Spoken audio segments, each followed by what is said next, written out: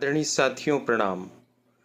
लोकसभा निर्वाचन 2024 के परिप्रेक्ष्य में इस वीडियो में हम बात करेंगे कि इलेक्शन ड्यूटी सर्टिफिकेट यानी ईडीसी या निर्वाचन कर्तव्य प्रमाण पत्र के माध्यम से मतदान की क्या प्रक्रिया होगी। अर्थात आपके मतदान केंद्र पर यदि कोई मतदाता ईडीसी लेकर आते हैं और वो मतदान करना चाहते हैं तो उनके लिए किस तरह की प्रक्रिया होगी। आइए क्रमशः हम इसे समझते हैं। ईडीसी वाले मतदाता सबसे पहले मतदान अधिकारी क्रमांक 1 के पास पहुंचेंगे और मतदान अधिकारी क्रमांक 1 को अपना ईडीसी प्रस्तुत करेंगे। मतदान अधिकारी क्रमांक 1 ईडीसी का अच्छे से अवलोकन करेंगे, उसमें की गई प्रविष्टियों को देखेंगे और उस पर रिटर्निंग ऑफिसर या उनकी तरफ से अधिकृत सहायक रिटर्निंग ऑफिसर के हस्ताक्षर, सील आदि सब देखेंगे। किसी प्रकार की कोई समाधान प्राप्त करना हो तो वो पीठासीन अधिकारी से भी चर्चा कर सकते हैं। ईडीसी प्रस्तुत करने के बाद ईडीसी वाले मतदाता को ईपिक या पहचान का अन्य वैकल्पिक दस्तावेज भी मतदान अधिकारी क्रमांक 1 के समक्ष प्रस्तुत करना होगा ताकि उनकी पहचान सुनिश्चित हो सके। इसके बाद मतदान अधिकारी क्रमांक 1 ईडीसी वाले मतदाता का नाम अपने पास उपलब्ध निर्वाचक नामावली में अंतिम प्रविष्टि के बाद एंट्री करेंगे। साथ ही साथ मतदान केंद्र पर जो मतदान अभिकर्ता है उन्हें भी बताया जाएगा कि ये ईडीसी वाले मतदाता हैं और एजेंट के तौर पर आप जो निर्वाचक नामावली लाए हैं उनमें इनका नाम नहीं है, लेकिन ईडीसी के आधार पर इन्हें मतदान करने का अधिकार है। अतः आप अपनी निर्वाचक नामावली में इनके बारे में लिख लीजिए, यानी इनका नाम लिख लीजिए, पिता का नाम लिख लीजिए, किस मतदान केंद्र के हैं, कौन से विधानसभा क्षेत्र के हैं और साथ ही साथ उस मतदान केंद्र की निर्वाचक नामावली में इनके क्या क्रमांक हैं। इस तरह से एजेंट से भी एंट्री करवा देने का काम मतदान अधिकारी क्रमांक 1 करेंगे। आइए थोड़ी सी इसकी डिटेलिंग करते हैं। यह है मुख्य दस्तावेज ईपिक। यदि ईडीसी वाले मतदाता ईपिक ले आते हैं तो बात यहीं पर समाप्त हो जाती है, लेकिन अगर ईपिक यानी इलेक्टर्स फोटो आइडेंटिटी कार्ड या मतदाता फोटो पहचान पत्र उनके पास नहीं है तो ऐसी स्थिति में 12 वैकल्पिक दस्तावेजों की घोषणा 16 मार्च 2024 को भारत निर्वाचन आयोग द्वारा की गई है। आप देख लीजिए, इस पृष्ठ पर 6 ऐसे वैकल्पिक दस्तावेजों का उल्लेख किया गया है। इनमें से कोई दस्तावेज हो या फिर अगले पृष्ठ पर चलते हैं, यहाँ और 6 दस्तावेज हैं। इनमें से कोई दस्तावेज या ईपिक लेकर ईडीसी वाले मतदाता मतदान कर सकते हैं। मतदान अधिकारी क्रमांक 1 इनका अवलोकन करेंगे और इसके आधार पर पहचान सुनिश्चित करेंगे। फिर अपनी निर्वाचक नामावली में इस प्रकार से ईडीसी वाले मतदाताओं का उल्लेख करेंगे। चूँकि इस निर्वाचक नामावली में मतदाता की अंतिम संख्या 987 है, अतः ईडीसी से मतदान करने आने वाले पहले मतदाता का क्रम 988 रहेगा।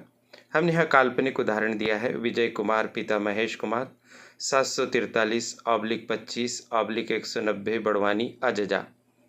इसमें से जो 743 है वह विजय कुमार की अपनी निर्वाचक नामावली में उनका क्रमांक है, 25 उनके मतदान केंद्र का क्रमांक है और 190 उनके विधानसभा क्षेत्र का क्रमांक है।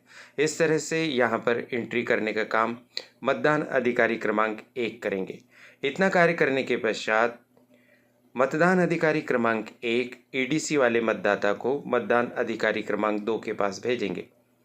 मतदान अधिकारी क्रमांक 2 ईडीसी वाले मतदाता के बाएं हाथ का परीक्षण करेंगे, उनकी तर्जनी अंगुली का परीक्षण करेंगे कि उस पर पहले से कोई शाही का निशान तो नहीं लगा है, और फिर वो बाएं हाथ की तर्जनी अंगुली पर अमिट शाही का निशान लगा देंगे। बायां हाथ मतलब लेफ्ट हैंड और तर्जनी अंगुली मतलब इंडेक्स फिंगर, यानी अंगूठे के ठीक पास वाली अंगुली को हम तर्जनी अंगुली कहते हैं।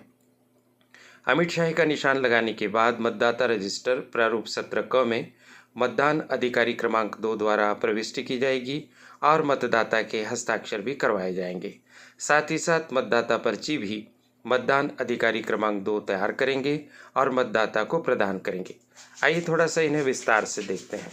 इस प्रकार से अमिट शाही लगाने का नियम है कि अमिट शाही की लाइन इतनी बड़ी वह बने कि अंगुली के तीसरे पोरवे की जड़ से प्रारंभ होकर नाखून के अंतिम सिरे तक पहुंच जाए तो मतदान अधिकारी क्रमांक 2 इस तरह से शाही का निशान लगा देंगे। ये मतदाता रजिस्टर है उनके पास, तो चौथे क्रम पर आप देखेंगे 743/25/190 इस तरह से उल्लेख करना होगा। जबकि सामान्य मतदाता आते हैं तो केवल निर्वाचक नामावली में उनका क्रम संख्यांक लिखा जाता है, लेकिन चूंकि इनका क्रम संख्यांक उस मतदान केंद्र की नामावली में है ही नहीं जहां पर ये मतदान कर रहे हैं, इनका क्रम संख्यांक किसी और निर्वाचक नामावली में है, अतः उसका पूरा विवरण इस प्रकार से दिया जाता है। 743 निर्वाचक नामावली में क्रमांक, 25 भाग संख्यांक या मतदान केंद्र का क्रमांक और 190 विधानसभा का क्रमांक। ठीक यही एंट्री जो मतदाता पर्ची बनाई जाती है उसमें होती है। तो सबसे पहली जो एंट्री होती है मतदाता पर्ची में वो ये होती है कि मतदाता रजिस्टर के अनुसार सरल क्रमांक तो 4 नंबर पर लिखा हुआ है, अतः वहाँ पर 4 लिखा है। निर्वाचक नामावली के क्रम संख्यांक 743/25/190 ऐसा लिख देंगे और मतदान अधिकारी के लघु हस्ताक्षर बना देंगे। इस तरह से मतदाता रजिस्टर में एंट्री हो गई और मतदाता पर्ची भी बना दी गई। मतदाता रजिस्टर में एंट्री होने के बाद मतदाता पर्ची बना लेने के बाद मतदाता पर्ची मतदान करने वाले मतदाता को सौंप दी जाएगी और मतदाता अब मतदान अधिकारी क्रमांक 3 के पास जाएंगे। मतदाता मतदान अधिकारी क्रमांक 3 के पास जाकर मतदाता पर्ची उन्हें प्रदान करेंगे। जैसे ही मतदान अधिकारी क्रमांक 3 को मतदाता पर्ची प्राप्त होती है, वैसे ही मतदान अधिकारी क्रमांक 3 ईडीसी वाले मतदाता के बाएं हाथ का परीक्षण करेंगे और देखेंगे कि अमीट शाही का निशान यथावत लगा हुआ है। आश्वस्त होने के बाद कंट्रोल यूनिट पर बैलेट की कमांड दी जाएगी और मतदाता को कहा जाएगा कि आप मतदान प्रकोष्ठ में जाइए और अपने वोटिंग के अधिकार का उपयोग कीजिए। मतदाता मतदान प्रकोष्ठ में जाएंगे। मतदान प्रकोष्ठ में बैलेट यूनिट और वीवीपीएटी रखी हुई है। बैलेट यूनिट पर अपने इच्छित अभ्यर्थी के नाम के सामने के नीले बटन को दबाएंगे। वीवीपीएटी से पर्ची गिरते हुए देखेंगे और बीप की आवाज़ होगी कंट्रोल यूनिट से और इसी के साथ यह मतदान संपन्न हो जाएगा। तो साथियों, इस तरह से आपने देखा कि जिस तरह से एक सामान्य मतदाता ईवीएम का उपयोग करते हुए मतदान करते हैं, उसी तरह से ईडीसी का उपयोग करने वाले मतदाता भी ईवीएम के माध्यम से ही अपने मतदान की प्रक्रिया संपन्न करेंगे। थोड़ी बहुत लिखा पढ़ी में अंतर है जिसको हमने पूर्व में इसी वीडियो में आपको बताया है। आगे अब देखते हैं पीठासीन अधिकारी की क्या भूमिका है। पीठासीन अधिकारी परामर्श दे सकेंगे, ईडीसी के सर्टिफिकेट का खुद भी परीक्षण कर सकेंगे और जब मतदाता संपूर्ण मतदान की प्रक्रिया कर लेगा तो मतदान अधिकारी क्रमांक 1 से ऐसे मतदाता का ईडीसी यानी इलेक्शन ड्यूटी सर्टिफिकेट प्राप्त करेंगे। ईडीसी को प्राप्त करने के बाद पीठासीन अधिकारी उसको निर्धारित लिफाफे में रखेंगे और फिर जब भी एंट्री करने की उनको सुविधा होगी तो ईडीसी से हुए मतदान की सभी सुसंगत दस्तावेजों में एंट्री करेंगे, जैसे मतपत्र, लेखा आदि।